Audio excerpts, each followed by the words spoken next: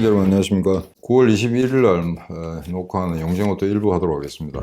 아침 저녁으로 선선하긴 한데 낮은 아직 좀 더운 것 같습니다. 양복을 치고 이렇게 시내 돌아다니기 좀 아직 더운 것 같고요. 우크라이나를 좀 이야기하려고 그러는데 그에 앞서 잠깐 말씀드리겠습니다. 지난주, 그러니까 2주 전이죠. 2주 전에 제 방송이 한 23,000 정도가 봤더라고요. 그런데 지난주 일부는 아마 제가 방송한 일에 가장 적은 숫자가 본 것 같습니다. 겨우 6,000을 잠깐 넘었거든요. 그래서 이게 6,000대하고 23,000대 어떻게 차이가 나는가 싶어가지고 제가 다시 틀어봤더니, 자, 그렇다면 지난주 일부가 굉장히 재미가 없었고 영국 이야기였는데, 23,000 본 거는 좀 내용이 알찼느냐? 제가 비교해 봤더니 뭐 별 차이 없더라고요. 근데 왜 이런 현상이 나오는지 종잡을 수가 없는데, 아마 대표님이 이렇게 이야기한 것 같습니다. 그러니까 처음에 방송에 딱 떴을 때 최초의 조회수를 확 깎아버리면은 사람들이 이거 몇천 단위로 나와야 되는데 몇백 단위로 나왔다? 이러면 이게 별 재미없는 콘텐츠구나 이라고 접속을 안 할지도 모른다는 거죠. 뭐 그런 건지, 아무튼 이게 격차가 너무 나니까 무엇을 잘못하고 무엇을 잘했는지 분간이 좀 안 됩니다. 지난 1, 2주 동안 우크라이나군이 이제 본격적인 반격 공세를 통해서 러시아군을 몰아내긴 했는데, 지금 현재는 약간 이제 주춤한 상태입니다. 부분적으로 이제 격전이 벌어지고 있는 곳도 있습니다만, 대부분의 경우에, 그러니까 지난 10일 동안의 전투를 그냥 평균 잡아서 말씀드리면은, 러시아군이 가한 국지적인 반격은 전부 다 격퇴당했다. 그리고 이제 우크라이나군은 약간은 이제 속도 조절을 하고 있기 때문에, 지금까지 세차게 이제 수십 킬로 몰아붙였습니다만, 병참이라든가, 그 다음에 이제 탄약 보급 이런 문제를 좀 조절해야 되기 때문에, 당장 이제 추가적으로 정가를 올리지는 못하고 있는 그런 상황입니다. 그럼에도 불구하고 국지적으로 반격이 있습니다만 우크라이나군이 역으로 밀리는 곳은 별로 없는 것 같습니다. 뭐 그런 정도만 알아주시면 되겠는데, 지금까지 되게 이 전쟁 문제 관련해서 이제 미국 쪽의 전문가들, 거기 나와 있는 이제 전문 기관의 분석 보고서 이런 걸 인용을 했습니다만, 우크라이나 본토에서 나온 군사 전문가들의 이야기를 잠깐 언급하기로 하겠습니다. 지난 이제 동부 하르키우 쪽을 중심으로 한 공세가 왜 성공을 거두느냐에 대해서 자체적인 평가가 나왔는데, 일단 우크라이나군의 이제 기본 전제는 최소한 전력을 온전시키면서 지속적으로 전투를 이어가기 위한 그런 전투를 유지한다. 이게 가장 이제 중요한 전제 조건이라고 합니다. 그러니까 무리하게 도주하는 적을 추격해서 포위 섬멸하거나 할 그런 이제 적극적인 행동은 좀 유보한다는 이야기입니다. 왜냐하면 그런 접전을 계속하게 되면 아군의 피해도 굉장히 늘어나기 때문에 좀 더 큰, 좀 더 결정적인 미래의 전투를 위해서 지금 전력을 계속 온전시킨다는 거죠. 그래서 우크라이나를 응원하는 측에서는 좀 더 세게 몰아붙이면 되지 않을까라는 기대를 해봅니다만, 나름대로 우크라이나군은 이제 굉장히 조심스럽게 전투를 운영하고 있다는 것은, 지난번에 몇 번 말씀드렸습니다만은 이렇게 세차게 몰아붙일 만한 그런 기갑 전력은 여전히 부족한 것 같다. 그래서 미국에서 전차라든가 전투기를 적극적으로 이렇게 지원하지 않으면은 지금의 방어 무기 정도만 가지고는 적극 공세로 임하는 데는 다소의 한계가 있다. 이런 게 자체 분석인 것 같습니다.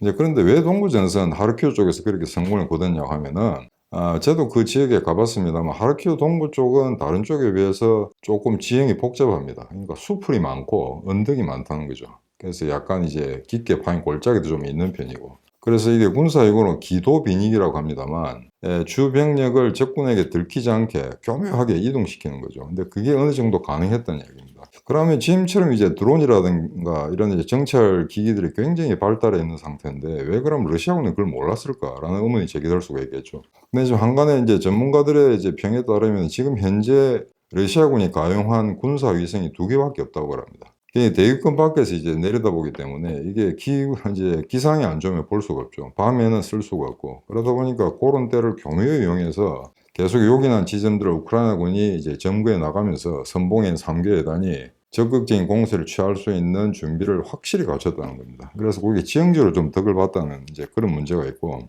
그 다음에 이제 기만 전술인데 이건 아직 100% 확인이 안 되고 있습니다. 저는 여전히 주력이 남쪽 헤르손 정부에 있다고 이제 생각을 하고 있는 사람 중에 한 사람입니다. 그래서 이 분야에 전문가들이 좀 의견이 이제 나뉘는데요. 일부 소식통들은 그게 극소수의 병력만 동부 쪽으로 움직인 게 아니고 토탈 11개 예단이 동부 쪽으로 갔다. 그러니까 15개 예단 중에서 11개 예단이 동부로 빠졌다고 주장하는 사람들이 있습니다. 근데 저는 이걸 갖다 그대로 액면 그대로 믿기가 힘든 게, 만약 그렇다면은 러시아군도 바보가 아닐지언정, 자, 남서쪽 정부에서 헤르손 정부에서 갑자기 병력이 빠져버리면은 분명히 치고 들어올 겁니다. 근데 그런 움직임을 포착할 수가 없었거든요. 그래서 11개 여단이 몽땅 동부로 갔다는 건 조금 그건 좀 과장된 이야기 같고, 일단 상당한 이제 주력의 상당 부분이 동부로 빠져나갔다는 거는 이제 사실인 것 같습니다. 그래서 지금 현재 주공이 어디냐, 그리고 몇 개 여단이 어디로 빠졌느냐, 이걸 현재 밝히기는 매우 힘듭니다. 왜냐하면 그 자체가 러시아군에게 어마어마한 정보를 갖다 주는 거기 때문에, 우크라이나 군 당국에서도 지금 개개 전투에서 승전보를 올리고 있습니다만 자국군의 병력이라든지 그다음 이동 경로라든지 이런 건 일체 이제 밝히지 않고 있는 거죠. 그래서 지금 현재로서는 이게 과연 주공이 어디로 향하고 있는가에 대해서 이제 의견이 분분한 그런 상태입니다. 근데 그러면 러시아군의 방공망은 어떻게 되냐? 걔들 뭐 S-300, S-400 뭐 세계 최첨단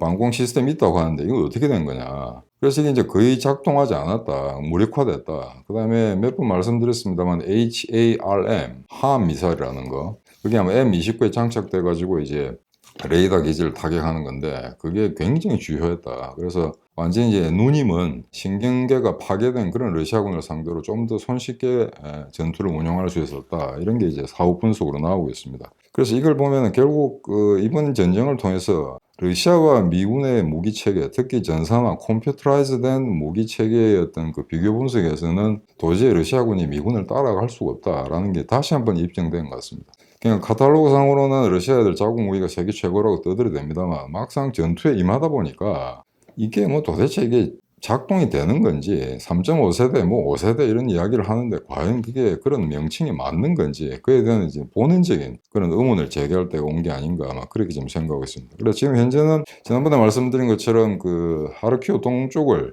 그러니까 주요한 도시 이줌하고 쿠피안스크를 점령했기 때문에 오스킬강 동쪽으로 더 전진하게 될 거라고 이제 대충 예상을 했었는데, 지금 이 시각 현재, 그러니까 이제 9월 21일 현재 우크라이나군이 오스킬강의 양안 서쪽 제방하고 동쪽 제방을 공고하게 관리하고 있는 건 확실합니다. 다만 거기서 더 동쪽으로 나가지 못하고 있다는 거죠. 그리고 설사 지금 동쪽으로 진군을 계속한다고 하더라도 그 진군 속도라든가 진군하는 난대번호라든가 이런 건 아마 대비상 알리지 않을 겁니다. 그래서 그건 저희들이 이제 추측할 수밖에 없는 그런 상황인데요. 그럼 이제 러시아군은 어떻게 되는가? 그래서 저는 이제 오스킬강 동쪽에서 아마 결사 항전할 거라고 봤는데 꼭 그렇지도 않은 것 같습니다. 분명히 부분적으로 우크라이나군이 동쪽으로 더 추가 진격하는 걸 막기 위해서 나름대로 병력을 규합하고는 있습니다만 그게 이제 제대로 먹히지 않고 있다. 그래서 아마 지금 현재 아마 그 주요 도시로는 리만하고 얀필이라는 데가 있습니다. 두 개 다 이제 군사 요충지인데 거기서 공방전이 벌어지고 있고 지금 점점 우크라이나군이 밀어내고 있는 상태이기 때문에 요 며칠간 지나면은 아마 리만이나 얀필이 함락됐을 거다라는 이제 소식이 전달될 수 있을 것 같습니다. 일부 매체에서는 얀필이 며칠 전에 함락됐다라고 하는데 아직 탈환된 것 같지는 않습니다. 여전히 시 내부에서 공방전이 이어지는 걸로 그렇게 지금 예측하고 있습니다. 근데 이제 러시아군은 어떻게 지금 움직이고 있는가? 근데 러시아군은 이제 전반적으로 밀리는 건 확실합니다만 이상하게도 보면 바흐무트라는데 그쪽에 오래전부터 그쪽에 이제 그 집착하면서 계속 반격 공세를 취하고 있습니다. 그러니까 그쪽에서 북쪽으로 올라가는 거죠. 근데 그건 아마 바흐무트가 밀리게 되면은 그 위에 세베르도네츠크라든가 그다음에 거기 있는 소위 말해서 군사 요충지들이 전부 이제 위협을 받게 되는, 자칫 잘못하면은 루안스크 주의 북단 그다음에 도네츠크의 한 절반 정도 거기도 위협받게 되는 거 아닌가. 그래서 바흐무트를 이제 철저히 지켜야 된다. 지켜야 되니까 역으로 이제 공세를 취하는 거죠. 그쪽 방향에서. 그런 식으로 현재까지는 해석되고 있는 것 같습니다. 근데 이제 남부 헤르손은 조금 지금은 답보 상태입니다. 지금 그 드네프르 강에 이제 다리를 다 끊어버렸기 때문에 지금 현재 상태로라면은 드네프르 강 북단에 몰려있는 그 병력이 최소한 10,000명 내지 최대 20,000명 정도 된다고 언론 보도가 뜨고 있습니다. 그래서 그걸 포위 선멸하면 이제 대승으로 이어질 수 있는데 아직 우크라이나군이 거기 느슨한 포위망에 갇힌 러시아군을 아직 경멸시키지는 못하고 있습니다. 다만 남쪽에서 크림반도에서 올라오는 그 보급선을 완전히 차단시켜버렸죠. 그래서 이제 수시로 이제 그 강을 도하기 위해서 바지선을 띄우고 합니다만 그게 아마 족족한 우크라이나군의 포격에서 격퇴당하고 있는 것 같습니다. 부교도 아마 얼마 전에 한 이틀 전에 아마 2개 정도를 설치한 것 같은데 그것도 곧 아마 포화에 휩싸인 그런 사진들로 봐서는 그것도 조만간 아마 파괴되지 않을까 아마 그런 이제 분석이 나오고 있습니다. 근데 하나 이제 웃기는 거는 이 도주하는 러시아군들이 얼마나 지금 무질서하게 됐냐면은 그게 제가 헤르손 쪽인지 아마 동부 지역으로 생각하는데 제가 처음에는 헤르손 구역에서 그런 어떤 그 러시아군들끼리 총질이 일어났다라는 뉴스를 접했는데 그게 오보인지는 모르겠습니다. 다만 정확한 위치는 파악하기 힘듭니다만 분명히 그런 이제 문제가 발생했는데 바그너 부대하고 그다음에 징벌 부대, 그러니까 러시아 그 수인들 죄수들을 갖다가 군인으로 그때 강제 징집해서 만든 부대원들 간에 이제 싸움이 벌어졌다는 겁니다. 그는 도주하면서 아마 차량을 분배하는 과정에서 누가 많이 누가 정리를 해가지고 총질을 한 모양인데, 뭐 어떤 언론에서는 200명의 사상자가 났다 하는 건데 그건 좀 너무 과장된 보도 같고요. 일단 그런 보도가 하나 있었고, 그 다음에 또 하나 더 동쪽에서 도네츠크 같습니다. 도네츠크가 루하스크 같고 접경지대인데 거기 있는 민병대 조직, 친러시아 민병대 조직하고 그보다 더 동쪽으로 후퇴에 나와 있는 러시아군, 러시아 정규군과의 사이에서 또 문제가 발생해서 서로 총질했다. 막 이래가지고 서로 이제 사상자가 나온 걸로 봤으니 이게 뭐 완전히 이제 당나라 군대 저리 가죠. 그래서 이런 사태가 이제 계속 사기가 떨어지는 이런 문제가 계속 발생하는데, 러시아 정규군 외에 뭐 도네츠크 반군이라든가 그다음에 바그너 부대라든가 또는 최친군이라든가 이런 게 지휘계통이 서로 다른 부대들이 너무 이게 섞여 있다 보니까 얘들이 이기고 있을 때는 큰 문제가 없습니다만 져서 패퇴해서 후퇴할 경우에는 이제 굉장히 이런 이제 골치 아픈 사태가 생기는 거죠. 그래서 이런 거는 이런 코미디는 아마 계속해서 발생할 여지가 높은데, 여하간 이 지금 루안스크 민병대 조직 아마 이것들은 지금 이제 굉장히 딜레마에 빠졌을 겁니다. 러시아가 이겼으면 그냥 조용히 살면 되는데 이게 패퇴당해가지고 만약에 우크라이나군에 탈환당하게 된다면은 얘들이 이제 거기에서 친러 행각을 벌인 사람들은 다 매국노가 되는 거죠. 아마 반역죄로 몰려서 기소당할 겁니다. 그러니까 아마 빨리 여기를 러시아에 복속시켜 달라. 그래서 그 어필이 통했는지 23일부터 바로 이제 주민투표 들어간다고 합니다. 헤르손 구역에서 한 투표는 이미 연기가 돼가지고 11월 달로 미뤘는데, 루안스크하고 도네츠크 쪽에서는 이제 그쪽에 있는 친러 주민들이죠. 친러 정치 세력들이 빨리 러시아 쪽에 복속되고 싶다. 그런 의향을 표했고, 러시아에서도 전략적으로 그렇게 하는 게 좋겠다고 판단해서인지 아예 11월 달로 연기되었다고 소문이 났던 그 주민투표가 국부적으로는 아마 추진될 그런 가능성이 있는 것 같습니다. 자, 그럼 지금 현재 러시아군은 이제 피해 상황인데요. 요거는 이제 조금 퍼센트의 차이가 날 수 있습니다만 제가 이제 파악해서 가감 평균한 것에 따르면 전차 전력이 27%가 상실됐습니다. 그러니까 이거는 이제 러시아 전투에 있는 전력이 아니고 우크라이나 정부에 투입된 전차들 중에 27%, 그건 30%가량이 이제 경멸됐다. 그 다음에 다인장 로켓가 44%가 사라졌고요.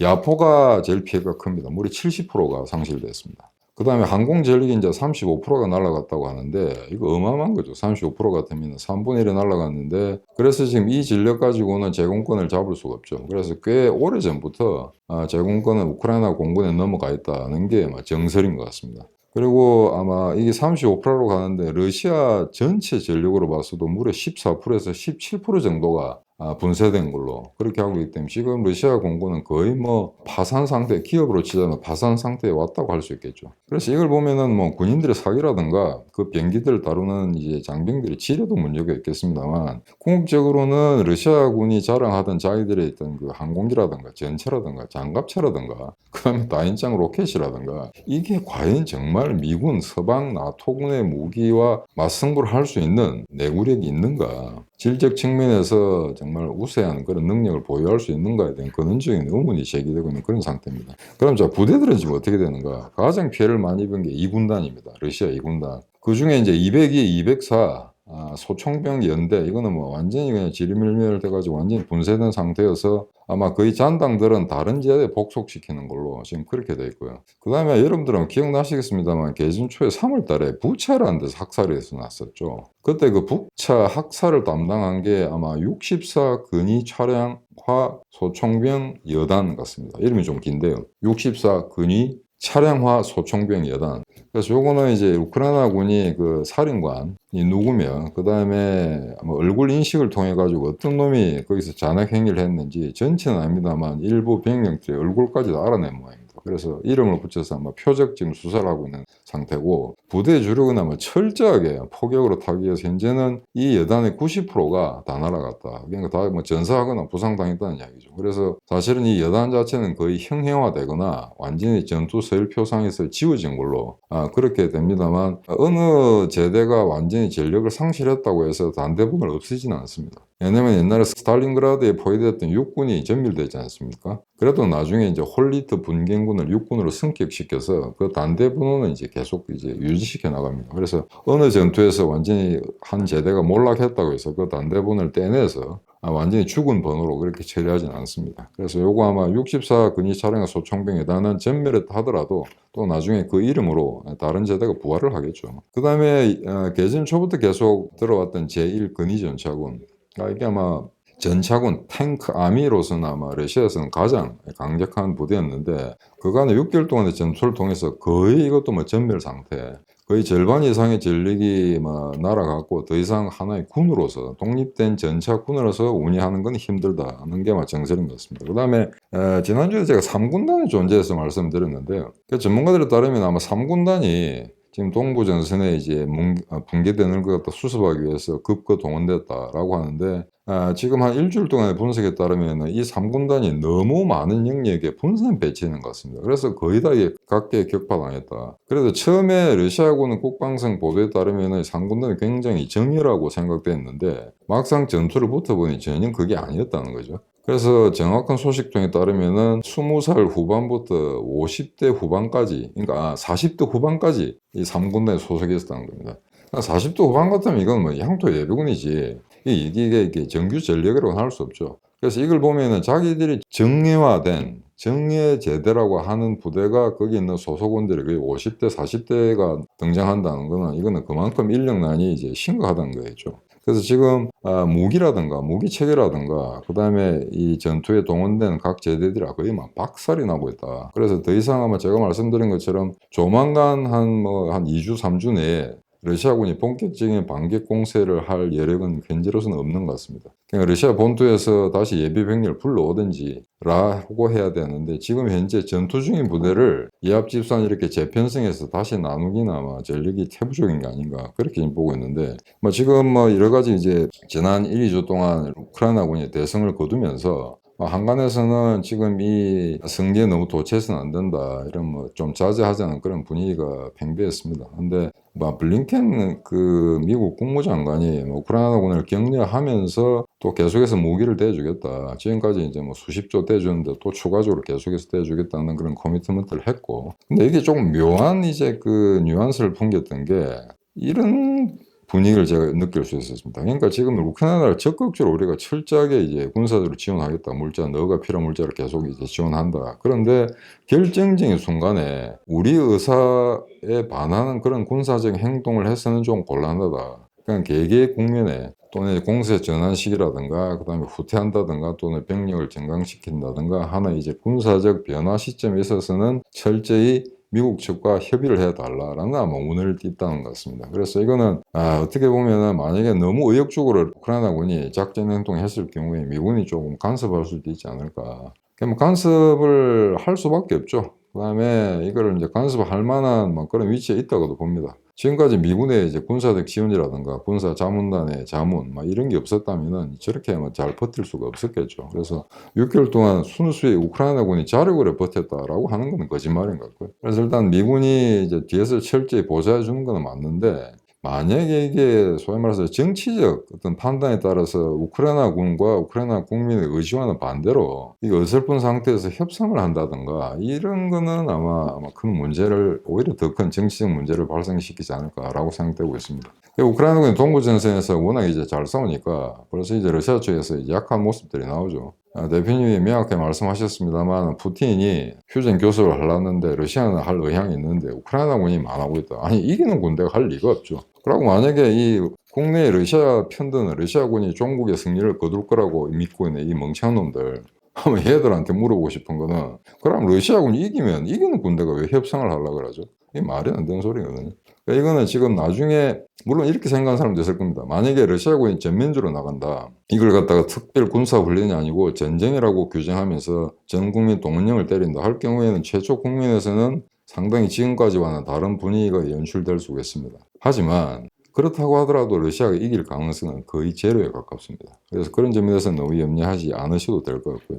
그래서 이번에 이 전투 지금까지 결과를 보게 되면 우크라이나군 자체가 잘 싸웠다는 거 하나와 더불어 결국 무기체계 싸움에서도 러시아군은 아직까지는 미군의 상대가 되지 않는다. 개개의 미사일의 수준이라든가 그 다음에 그 레이더 기능, 그 다음에 적군의 탐지 능력, 이런 모든 어떤 기기, 부품, 장비 이런 데 어떤 그 질적인 차이는 엄연히 존재한다는 걸 아마 다시 한번 재확인한 것 같습니다. 그래서 지금 드론이라는 게 이번 전쟁을 통해서 정말 획기적으로 아마 기여를 하게 됐는데, 하나 웃기는 거는 이 우크라이나군이 중국제 드론을 쓰고 있더라고요. 그래서 드론은 이제 대개 이제 세 가지 기능이 있습니다. 하나는 그냥 단순 정찰이죠. 적군은 상공으로 날아가서 이제 적군의 위치를 파악하는 거, 병력 규모를 파악하는 게 하나 있고, 두 번째는 이제 바락타르처럼, 특히 이제 바락타르처럼 그 무인기에 로켓을 장착해서 비행기처럼 이제 적 목표물을 타격하는 게 있고, 세 번째는 이제 스위치 블레이드, 가미카제. 그냥 그대로 드론 그 자체가 폭약, 그 자체가 미사일에 대해서 이제 적진을 때리는 겁니다. 근데 지금 그 우크라이나가 사용하는 드론은 중국제가 많은 이제 민수형입니다. 민수형인데 어떤 언론 보도에 따르면은 중국에서 우크라이나군이 자국 드론을 쓰고 있는 걸 갖다 확인하고는 아마 수출을 중단시켰다라는 그런 이야기가 있는데, 근데 우크라이나군은 현지 인터뷰에 따르면 자기들 이베이 같은 데서 쉽게 사는 모양입니다. 유럽이나 전 세계에 퍼져 있는, 그래서 이베이로 그걸 부탁해서 우편물을 받아가지고 다시 조립해서 난리 보내고 뭐 그런 일을 하는 것 같은데, 근데 이게 이제 왜 그럼 우크라이나군이 드론을 적절히 잘 쓰느냐. 근데 직접 인터뷰하는 걸 보니까 드론만에 의존한 것 같지는 않습니다. 왜냐하면 러시아군도 우크라이나군이 드론을 쐈을 때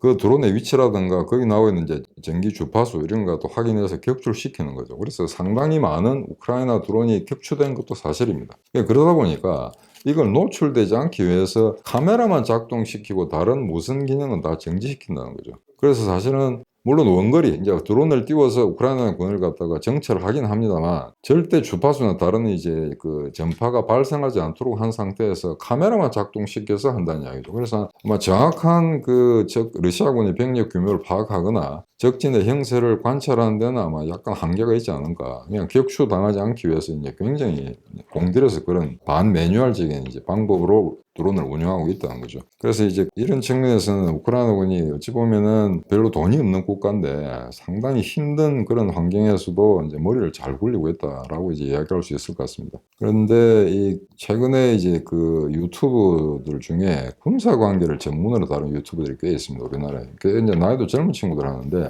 이 친구들 사실은 거의 대부분 99% 우크라이나를 응원합니다. 응원하는데 자기들이 보기에는 우크라이나를 응원을 하지만 결국 러시아가 이기지 않을까라고 판단했었는데, 이게 6개월 지나는 동안 전쟁이 이상한 방향으로 흐르게 되죠. 도저히 러시아가 이길 수 없다고 판단이 되는 겁니다. 자기들 눈에도. 그래서 일부 유튜버들은 사실은 지난 한 2, 3개월 동안 또는 3, 4개월 동안 우크라이나 전쟁을 다루지를 않았습니다. 왜? 자신이 없었거든요. 괜히 뭐 이렇게 될 거다 저렇게 될 거다 함부로 예측했다가 틀리면 조회수도 줄고 또 비난을 받고 이럴 것 같으니까 아예 몇 달 동안 우크라이나 전쟁을 언급을 하지 않았던 사람들도 있습니다. 어찌 보면 우습죠. 군사 전문 채널이 지금 가장 핫 이슈인 우크라이나 전쟁을 다루지 않는다? 근데 지금 동부전선이 완전히 역전되고 나니까 지금 와가지고는 이게 공세의 전환점이 왔다라고 이제 이야기하고 다시 아마 유튜브를 갖다가 가동시켜서 우크라이나군을 다루고 있는 것 같습니다. 근데 결국 이제 이 사람들이 왜 예측하기 힘드냐 그러면은, 이 군사 마니아들은 너무 이렇게 무기체계의 양적인 측면만 보는 겁니다. 무기체계의 양적인 측면만 보게 되면 우크라이나군이 러시아군을 이길 수가 없죠. 예. 그런 상태에서 자신들의 식견, 여기는 이제 문화 인류학이라든가 역사라든가 어떤 정치 외교, 그런 논리들, 그걸 갖다가 사회과학적인 그런 어떤 상상력을 갖다가 복합적으로 동원한 다음에 군사적 지식이 이제 추가적으로 이제 들어가면서 현상을 분석해야 되는데, 다른 경제 관계라든가 그 다음에 또 정치 안보 이런 어떤 역사 문제 이런 게 대해서는 전혀 알지도 못하면서 오로지 군사적 어떤 그 통계치 그것만 가지고 전투 양상을 분석하거나 이제 예측을 하려니 그냥 한계가 있는 거죠.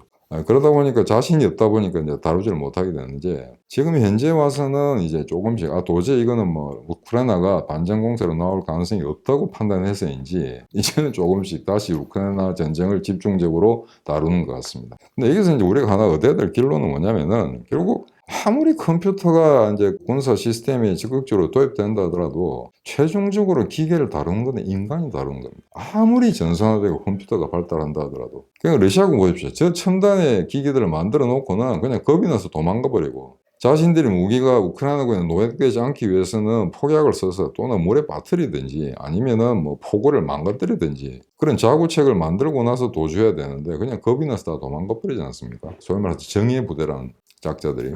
그러니까 이런 걸 보면 결국 어떤 인간의 의지, 인간의 속성, 그 다음에 전투를 이기겠다고 하는, 누가 더 어떤 그 윤리적 정당성을 확보하고 있는가, 이 전쟁과 전투를 반드시 이기겠다고 하는 어떤 건 도덕적 타당성 이런 걸 누가 더 많이 담보하고 있는가에 따라서 전쟁의 양상은 얼마든지 달라질 수 있다는 겁니다. 그래서 한간에 들린 이야기에 하면은 최근에 무슨 뭐 제블린 뭐 나온다든 그다음에 러시아군의 뭐 킨잘 미사일이 어떻다 그러니까 이런 새로운 비행기들 하이마스 이런 비행기들이 나올 때마다 게임 체인저라는 말을 그러니까 현재 전장의 상태를 완전히 뒤바꿀 수 있는 그런 이제 변화를 가져다 줄 수 있는 새로운 액터들이 등장했다라고 너무나 쉽게 이야기하는데 지금 6개월이 지난 상태에서 이제 군사 전문가들 하나로 입을 모으고 있습니다. 이 전쟁의 최대의 게임 체인저는 전쟁을 이기겠다고 하는 러시아군의 침략을 갖다가 어떤 식으로든 격퇴시키겠다 하는 우크라이나 국민과 병사들의 의지입니다. 그리고 최고의 무기는 싸울 수 있다는, 싸워서 적을 이길 수 있다는 의지거든요. 그게 진정한 게임 체인저라고 그렇게 지금 조심스럽게 판단을 내린 것 같습니다.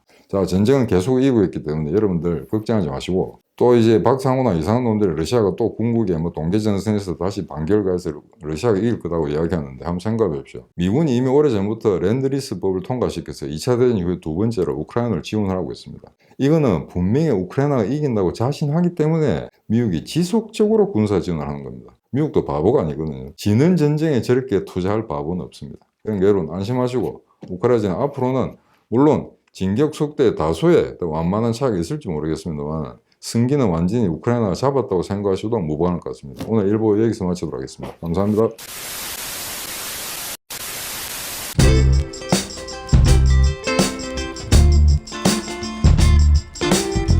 안녕히 계세요, 여러분.